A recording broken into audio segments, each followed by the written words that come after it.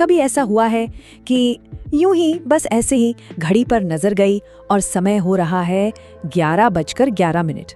एक अजीब सी फीलिंग आती है ना? शुरू में तो लगता है चलो ठीक है, एक इत्तेफाक होगा, लेकिन जब ये बार बार होने लगे तब दिमाग में सवाल उठता है कि आखिर ये हो क्या रहा है। देखिए, ये कोई रैंडम नंबर नहीं है, ये एक ऐसा रहस्य है, एक ऐसा फिनोमेनन है जिसे दुनिया भर में लाखों लोग महसूस कर रहे हैं। जैसे बस फोन उठाया और स्क्रीन पे यही नंबर चमक रहा है, या फिर गाड़ी चला रहे हैं और अचानक डैशबोर्ड पर नजर पड़ी और फिर से वही टाइम। घर पर भी ये नंबर जैसे पीछा ही नहीं छोड़ता।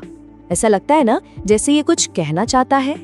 कई लोग मानते हैं कि ये वो पल है जब हमारी रियलिटी, या जिसे सिमुलेशन कहते हैं, उसमें एक क्रैक आता है और हमें सच की एक झलक मिलती है। प्राचीन गूढ़ विज्ञान से लेकर आज की क्वांटम फिजिक्स तक, पता है 11/11 को क्या माना गया है? एक पोर्टल, एक ऐसा पल जब हमारी ये नॉर्मल दुनिया और एक हायर रियलिटी के बीच का पर्दा बस एक लम्हे के लिए हट जाता है। तो चलिए इस रहस्य को परत दर परत खोलने की कोशिश करते हैं। शुरुआत करते हैं न्यूमरोलॉजी यानी अंक ज्योतिष के प्राचीन ज्ञान से। न्यूमरोलॉजी में 11 को कोई आम नंबर नहीं माना जाता। इसे कहते हैं मास्टर नंबर। इसका मतलब है कि इसमें एक बहुत ही खास, एक स्पिरिचुअल पावर है जो हमें इस फिजिकल दुनिया से परे ले जाने की क्षमता रखती है। अब ये बहुत दिलचस्प है, जरा देखिए। एक तरफ है नंबर 1, ये क्या दिखाता है? शुरुआत, लीडरशिप, मैं की शक्ति, है ना? लेकिन जब 2 1s एक साथ आ जाते हैं तो ये सिर्फ 1 + 1 = 2 नहीं होता। नहीं, ये 2 पिलर्स की तरह, 2 स्तंभों की तरह खड़े हो जाते हैं। और ये क्या बनाते हैं? एक गेटवे, एक दरवाजा हमारी फिजिकल दुनिया और स्पिरिचुअल दुनिया के बीच। तो जब 11/11 दिखता है तो ये एक तरह का सिग्नल है कि आपकी अपनी विल पावर और यूनिवर्स की बड़ी शक्ति दोनों एक लाइन में आ गई हैं। अच्छा, तो ये तो हुई स्पिरिचुअल बात। अब थोड़ा रहस्य से हटकर साइकोलॉजी की तरफ चलते हैं। देखते हैं कि साइंस इसके बारे में क्या कहता है। एक बहुत बड़े साइकोलॉजिस्ट थे, कार्ल यूंग। उन्होंने इसके लिए एक शब्द दिया, सिंक्रोनिसिटी। इसका क्या मतलब है? इसका मतलब है कि जब कोई बाहर की घटना जैसे 11/11 का दिखना और हमारे अंदर का कोई ख्याल या कोई फीलिंग अचानक एक साथ मैच हो जाए तो वो सिर्फ एक कोइंसिडेंस नहीं होता। नहीं, वो यूनिवर्स का एक साइन है, एक ब्रह्मांडीय संकेत। तो सवाल ये उठता है कि हमारा दिमाग आखिर इन संकेतों को पकड़ता कैसे है?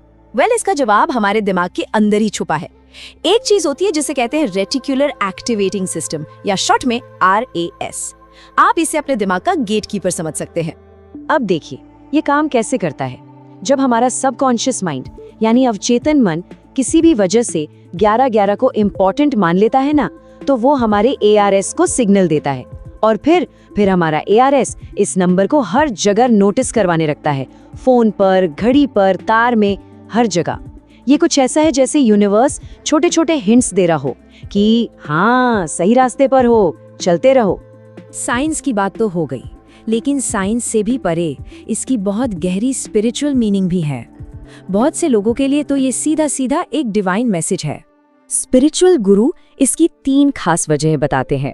पहला, ये एक कॉस्मिक अलार्म क्लॉक है, मतलब आपकी आत्मा को जगाने का एक अलार्म।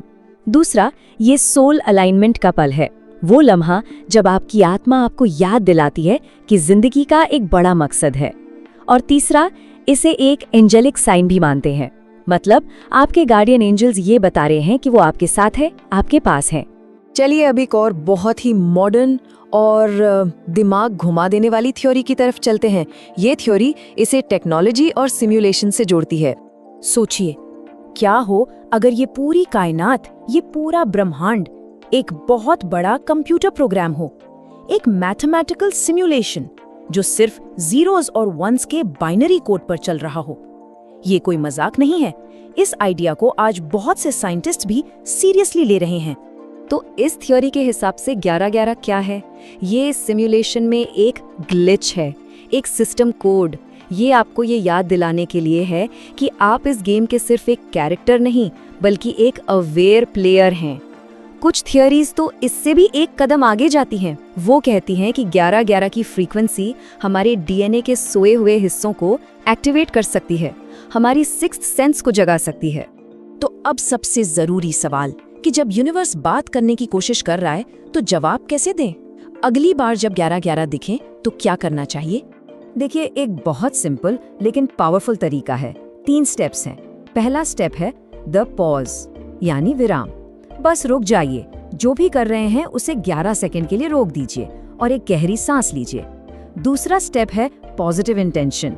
अपनी कोई भी बड़ी इच्छा, कोई भी सपना, उसे विजुअलाइज कीजिए, ऐसे महसूस कीजिए जैसे वो अभी इसी पल सच हो गया है। और तीसरा स्टेप ग्रैटिट्यूड, यानी कृतज्ञता। उस सिग्नल को एक्नॉलेज कीजिए, मन में या धीरे से कहिए, यूनिवर्स, मैं इस सिग्नल के लिए तैयार हूँ। यकीन मानिए, उस पल की एनर्जी में इतनी ताकत होती है कि वो आपके विचारों को हकीकत में बदल सकती है। तो आखिर में बस एक बात याद रखिए, 11-11 कोई डरावनी चीज नहीं है। ये एक लव लेटर है यूनिवर्स की तरफ से, जो बस इतना कह रहा है, मुझे तुम्हारी परवाह है, तुम अकेले नहीं हो और तुम सही रास्ते पर हो। तो अगली बार जब घड़ी पर वो नंबर दिखे ना, तो घबराना नहीं, बस एक हल्की सी मुस्कान दे देना, क्योंकि उस एक पल में ये पूरा ब्रह्मांड, ये पूरी कायनात सिर्फ आपको गले लगाने के लिए रुकी है। तो अब सवाल ये नहीं है कि यूनिवर्स क्या कह रहा है, असली सवाल तो ये है कि अगली बार जब 11-11 दिखेगा तो वो मैसेज क्या होगा, और उसका जवाब वो किसी और के पास नहीं, वो आपके ही अंदर में